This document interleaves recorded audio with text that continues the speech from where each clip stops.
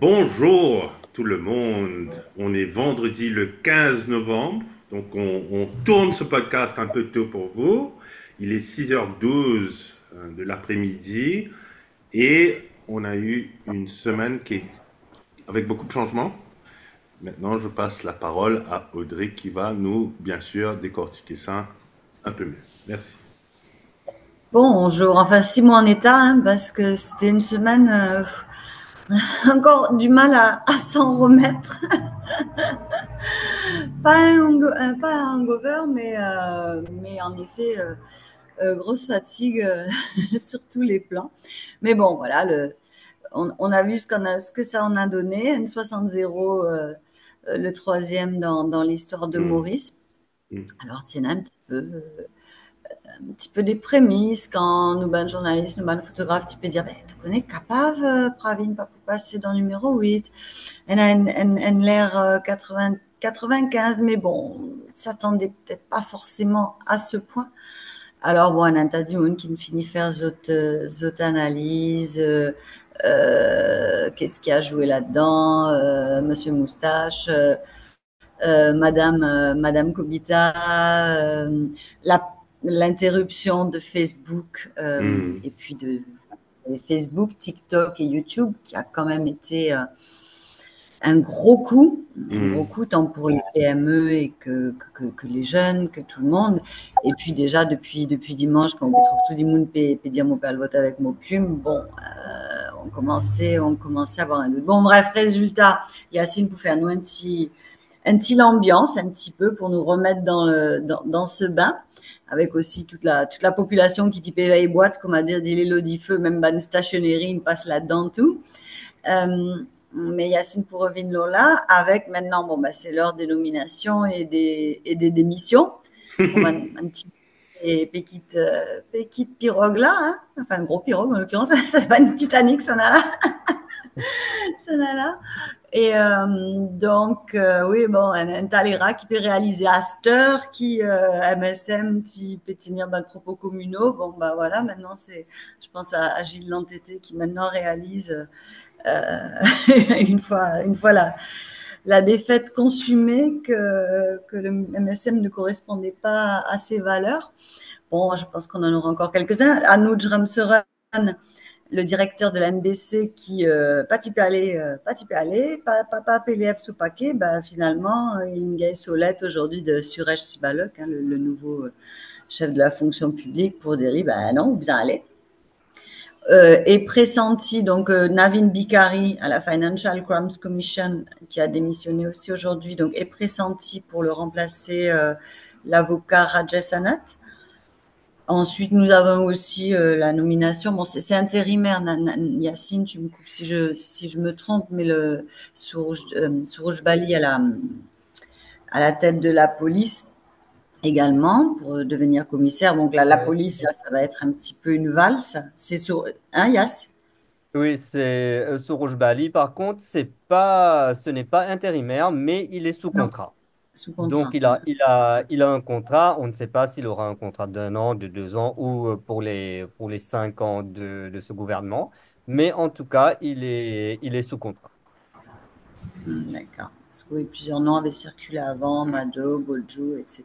Donc on pense que les premières réformes, ça sera dans la police, avec aussi ben, les fake news. Le changement de gouvernement ne change pas la donne, hein. Les fake news continuent avec cette nouvelle de arrest on departure sur Pravin Jagnat. Donc la police aujourd'hui s'est fendue d'un communiqué de presse pour dire que ben non, il n'y aura pas de arrest on departure.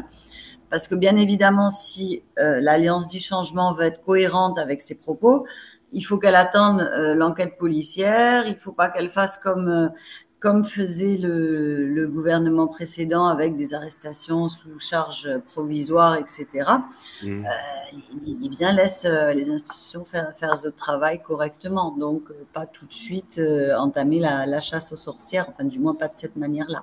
Bon, Sherry Singh, d'ailleurs, on en avait parlé dans ce podcast, les hauts cadres de Mauritius Telecom qui étaient partis voir Persol en Inde, donc Hmm. l'agence qui s'occupe des écoutes téléphoniques pour les autorités, en fait, qui fait l'intermédiaire entre les opérateurs de téléphonie et les Law Enforcement Agencies, c'est-à-dire la police, etc. Donc, c'est des sociétés spécialisées. Donc, on en avait déjà parlé dans ce podcast et Sherry Singh a fait une plainte à la police à ce sujet-là, d'ailleurs, pour dénoncer Mhm. ça. Mhm. Donc, on est vraiment dans un mouvement. On a Joe Le Jonglard, pardon, qui va être leader de l'opposition, qui est également le président du MSM. L'opposition, enfin non, les deux best losers Rodriguez de l'Alliance de Libération qui finalement se rapprochent du clan gouvernemental. Donc en fait, en gros, il y aura que deux personnes dans l'opposition, dont Adrien Duval. Voilà. Après, on va voir comment gérer ce pays. La bonne nouvelle, c'est qu'il y a quand même résistance et alternative dans ce gouvernement-là, avec peut-être une autre impulsion, notamment au niveau de l'environnement. Un petit peu pour vous remettre dans l'ambiance, Yacine, alors c'était comment à la fois le jour des élections et puis le dépouillement, on le savait depuis tôt, non, en fait. Bah, le jour des dépouillements, oui, on le savait depuis tôt, mais le jour des élections, les candidats que j'ai rencontrés des deux partis, en fait, des deux blocs, donc de l'EPEP et du changement, les candidats affichaient quand même une certaine confiance. Donc, tout type est content. D'un côté, tu peux dire, ouais, nous pouvons faire 3-0. De l'autre côté, tu peux dire, nous ici, nous pouvons faire 3-0. Cela, il faut, etc., etc. Mais il y avait quand même une indication qui ne trompait pas. C'est le nombre de personnes qui étaient dans les centres de vote avec leur stylo. Mhm. Euh, excusez-moi. Donc, le nombre de personnes qui étaient dans les centres de vote avec leur stylo, ça donnait une indication pour qu'ils allaient voter parce qu'ils ne faisaient pas confiance au système mis en place. Donc, et il y en avait beaucoup. Il y en avait vraiment beaucoup dans les 15 centres que j'ai visités dans le numéro 4.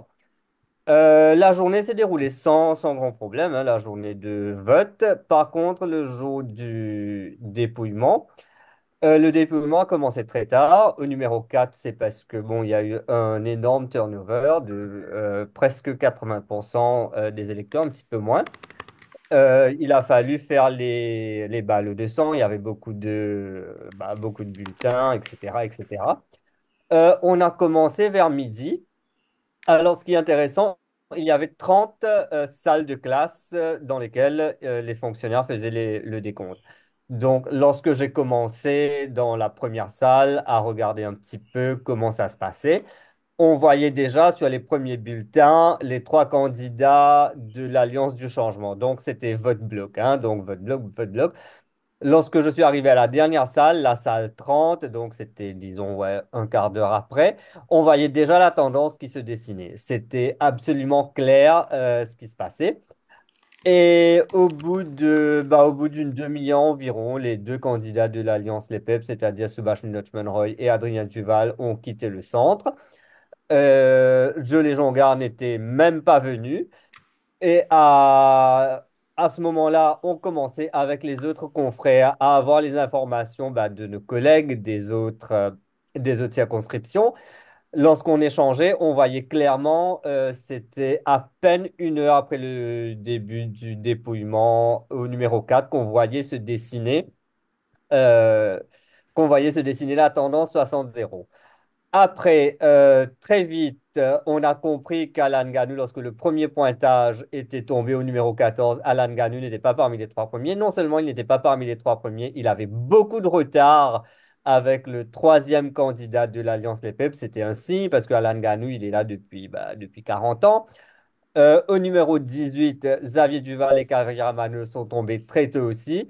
Donc, c'était les indications, en fait, qu'on allait vraiment vers un 60-0. Et comme je le dis à tout le monde, on n'a jamais vu un counting day aussi pas stressant et avec pas de pression parce que le résultat était vraiment connu une heure après le début du dépouillement partout. Donc, à la fin, on était là, on attendait juste le décompte final pour savoir combien d'écart il y avait entre les candidats. Mais voilà. Et ce qui était aussi intéressant, ce que je n'avais pas constaté dans les élections précédentes, c'est que le jour du vote, donc le dimanche, à la fermeture des écoles, il y avait déjà des défilés. Donc, Hmm. généralement, c'est le lendemain, les partisans sont un petit peu stressés. Nous pouvons gagner, nous pouvons gagner, combien nous pouvons gagner. Mais là, il y avait vraiment cette confiance affichée. Les partisans de l'Alliance du Changement, avec les drapeaux, les t-shirts, avaient déjà commencé à défiler déjà le jour des élections. Et le lendemain, ils sont arrivés près du centre de vote. Bon, évidemment, il y avait euh, les barrières des policiers à 200 mètres. Mais vers 15 heures, on avait déjà une foule conséquente qui attendait, en fait. C'était vraiment l'ambiance à la fête depuis la veille. Bah, le fait que le jongleur ne s'était pas présenté est quand même révélateur que C'était très révélateur et d'ailleurs, il n'était pas le seul. Bon, les Jongara étant le président du parti, il n'était pas là. Au numéro 13, Padayachi et Jagatpal, deux têtes fortes du MSM Jagatpal était pressenti comme étant tête de liste du MSM là-bas. Ils ne sont pas venus dans l'école non plus. Donc, on voyait déjà, c'était révélateur déjà l'absence de ces candidats-là dès le matin. Hmm. Alors, à noter aussi, c'est là qu'on a vu qu'on a quand même, bon, c'est vrai qu'il y avait 80, avec 80% à peu près hein, de participation. Donc, on peut savoir dans ces cas-là, on va plutôt se motiver pour voter contre le gouvernement. Ce qui était intéressant aussi de noter, c'est le nombre de personnes âgées, de personnes en fauteuil roulant. Alors, c'est aussi un indicateur du vieillissement de la population. Hmm. Parce que beaucoup de gens sur place nous disaient, mais j'ai jamais vu, il y avait vraiment beaucoup de personnes âgées, de personnes à mobilité réduite, en fait, qui étaient venues voter. C'était Et j'ai intéressant. l'impression qu'il y a beaucoup de jeunes qui ont dit souvent, ouais, ils sont pas intéressés par la politique, qui se sont mobilisés cette fois. Il y a une mobilisation en masse des jeunes aussi. Donc une catégorie de la population qui généralement ne vote pas ou n'est pas intéressée par la politique. Question, Yacine, est-ce que le turnout des votes était plus important que les dernières élections générales en termes de pourcentage? C'était plus important. Par exemple, dans la circonscription numéro 4 où j'étais, en 2019, il y avait à peu près 73% de votants. Hmm. Et cette année, ça frôle les 80%. C'est 79,3 ou 4. Donc, tu as quand même Ok, une grande quand même. progression. Hmm, hmm. Une vraie réaction. Ouais, c'était vraiment une mobilisation en masse de la population pour ces élections-là. On a aussi remarqué, il y a pas mal de mythes qui ont été brisés dans ces élections, hein, comme on l'a dit dans l'Express, bah, qui va être publié le jour de ce podcast, donc Hmm. le dimanche. Il y a le fameux mythe du 4 à 14, qui était considéré comme les régions rurales acquis au MSM, ça a volé en éclats. Donc les raisons, encore une fois, sont multiples. Tu as bah, le ras-le-bol déjà, l'usure du pouvoir, tu as les problèmes qui n'ont pas été adressés, par exemple l'eau, par exemple la drogue. Tu as l'autre facteur qui a pesé forcément, c'est Michel Moustas, qui a complètement débalancé la campagne. Et il y a aussi l'interruption de l'Internet, donc blocage d'accès aux réseaux sociaux. Tout ça, ça a vraiment contribué à faire voler en éclats ce discours communal de 4 à 14 qui n'existe plus en fait. Hmm, hmm. Ouais. Alléluia. Et bon, maintenant, à voir qui seront nos ministres. Visiblement, ça devrait être pour le début de la semaine prochaine. Le nouveau Premier ministre, donc Navin Ramgoolam, semble vouloir prendre son temps et puis alors pour probablement avoir de nouveaux ministères, etc. Il faudra voir la répartition entre les travaillistes, les MMM, les résistances et les nouveaux démocrates. Donc ça sera la surprise de la semaine prochaine. Et en attendant, ça va être valse de nomination, de démission, à voir s'ils vont être accueillis par un cyclone. En effet. Comment, moi, j'ai une question.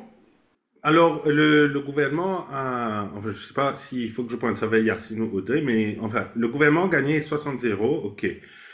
Qu'est-ce qui devient de l'opposition maintenant? Il n'y a pas grand monde et est-ce que dans l'avenir ça va pas causer problème aussi parce qu'en fait on sort d'un débalancement pour rentrer dans un autre débalancement. Bah, en fait, généralement, lorsqu'il y a un 60-0, c'était une décision de la Cour suprême en 82 pour nommer les best losers, en fait. Hmm, Parce que le best loser, il y a deux types de best losers. Il y a quatre sièges réservés pour la représentation ethnique uniquement, donc pour les communautés qui sont sous-représentées. Et les quatre autres sièges, c'est sur la représentation ethnique et pour rétablir l'équilibre des urnes qui a été débalancé par les quatre premiers. hmm, Donc, les quatre suivants, c'est les partis pour rétablir l'équilibre des partis et de la représentation ethnique. Sauf que là, lorsqu'il y a un 60-0, il n'y a pas il y a pas d'équilibre de partis qui puissent être rétablis. Donc, il y a les quatre best losers sont nommés des candidats non élus, donc forcément des partis de l'opposition, on va dire, qui sont désormais dans l'opposition. Et mais bon, ça prend en considération parce que c'est le best loser qui veut ça, qu'il y ait aussi le facteur ethnique qui soit pris en compte. Et après, ça dépend forcément, ceux qui sont repêchés. Ce sont ceux qui ont eu un plus grand nombre de pourcentage de votes dans leur communauté et dans leur circonscription. Donc, c'est un calcul assez complexe qui fait que on a eu les Jonga et Adrien Duval, tous deux issus de la circonscription numéro 4 et deux députés de Rodrigue.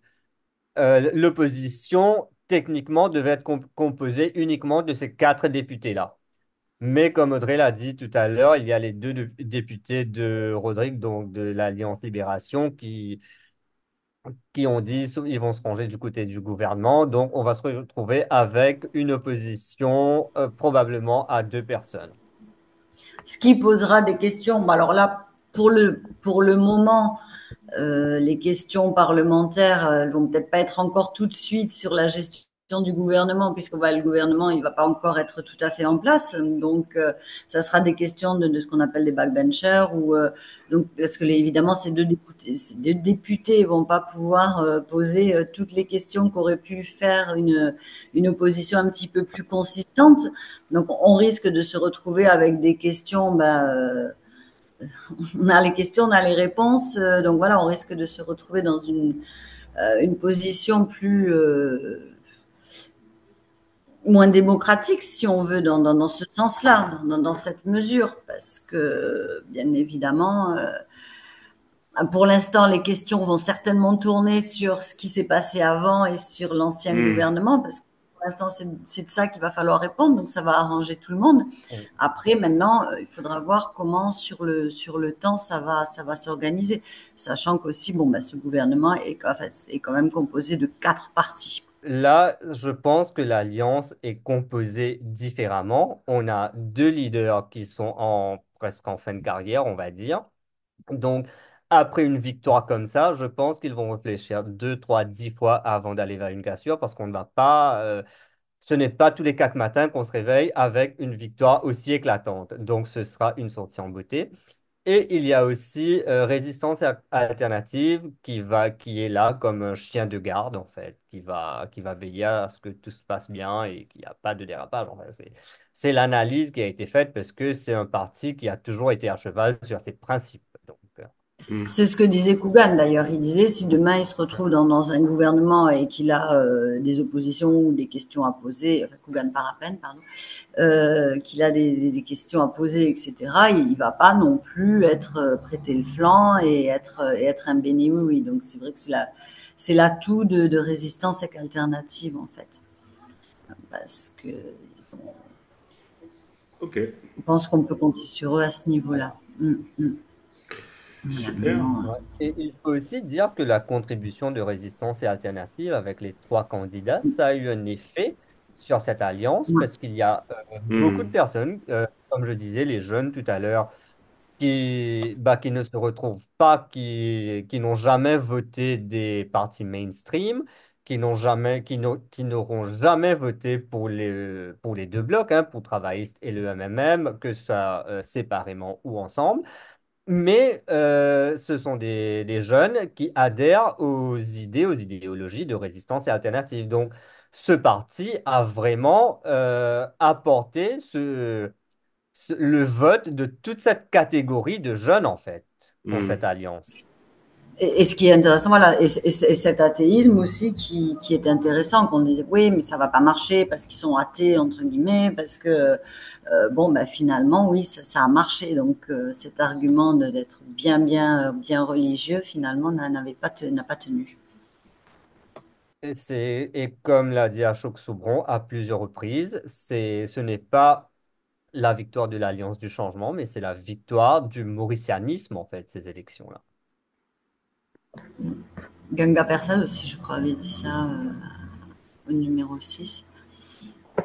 Donc, intéressant. Et puis, voilà, ça a quand même redonné un coup de boost au pays. Hmm. Donc, le feel good factor, le vrai, J'allais le dire, le fameux feel good factor, ben, il est là. Je, il je, y est. je vais mettre un bâton dans les roues des Feel Good Factor. Il y a un président américain qui s'annonce très bientôt, enfin qui a déjà été élu, et la question du Chagos a été remis sur le tapis, malheureusement. On va voir ce que ça va donner chez les mois qui suivent, ce que pense le nouveau président Trump, le réélu président Ouais, Trump. mais au moins, l'Alliance du changement ne comptait pas sur cette potentielle, potentielle manne, hein, pas comme Pravin Jagnat qui disait je vais tirer Hmm, mon rainbow. hmm, Je pense qu'elle Ouais. compte quand même sur redresser l'économie pour pouvoir dégager de la richesse et non sur un loyer totalement aléatoire, quoi. C'est c'est vrai. C'est vrai. c'est le gros morceau hein, de cette alliance. Ce sera aussi redresser l'économie. Le futur ministre, bon, il peut y avoir d'ailleurs ministre des Finances, ministre d'économie, ministre du Développement, bon, c'est pas encore trop, Hmm, mais il aura vraiment un sacré boulot, le futur ministre des Finances, là, lui. hmm, hmm. Ça sera un travailliste, visiblement. Quand, Ouais. quand on passe dans la liste des ministres, il y a beaucoup de boulot à faire là, hein. Je parle de, enfin je réfléchis, l'agriculture, l'environnement. L'environnement, Ouais. Bah, l'environnement. l'environnement surtout, on a vu d'ailleurs avec ce qui se passe à Marchicos, donc pendant Hmm, des années, il hmm, n'y a rien qui a été fait. Il y a la Marchicose et encore une fois en feu. Il y a les stations de traitement de Rochebois et la Chaumière qui étaient en feu aussi. Les pompiers ne sont pas équipés, donc il y a un gros problème de gestion des déchets. Donc je pense que ça va être un dossier prioritaire pour le prochain ministre de l'Environnement. D'ailleurs, Johanna Béranger était sur place cette semaine pour constater ce qui se passait là-bas. Et c'est son conseil accablant. C'est par exemple, l'extension verticale qui a été faite fait que il y a des endroits où les déchets atteignent 250 mètres de haut et les pompiers ne sont pas équipés pour éteindre le feu à cette hauteur. Donc les jets n'arrivent pas. hmm. C'est pour éteindre avec la terre, il faut jeter d'en haut, donc c'est maintenant qu'ils construisent des plateformes. Bref, c'est un énorme dossier, c'est un cafouillage comme c'est pas possible. Donc, revoir toute la gestion des déchets du pays, ça va être un gros travail. Vaste chantier. En Voilà. effet. On est bon? On est bon. Merci beaucoup tout le monde, Yacine et Audrey. On a fait un peu court aujourd'hui, bien sûr. Ouais, on est un peu, on est un peu fatigué, j'avoue. J'avoue. On Et, fera mieux la semaine prochaine. euh, dépendant qui va être arrêté, pour quelle raison, mais on verra bien. Euh, tous excusez-moi, tous nos interlocuteurs et nos visionneurs, je vous souhaite un très bon week-end. On va publier ça dimanche le 17 novembre et passez une très bonne semaine. Allez, bye. Merci. Allez, au revoir tout le monde.